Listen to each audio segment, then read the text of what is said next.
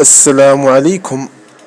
أعلنت وزارة القصور الملكية والتشريفات والأوسمة عن ترأس أمير المؤمنين الملك محمد السادس حفل إحياء ليلة القدر غدا الخميس، حيث سيؤدي صلاة العشاء والتراويح جلوساً، بالنظر إلى بعض الإكراهات والصعوبات المرتبطة ببعض الحركات والوضعيات المترتبة عن العملية الجراحية التي خضع لها العاهل المغربي.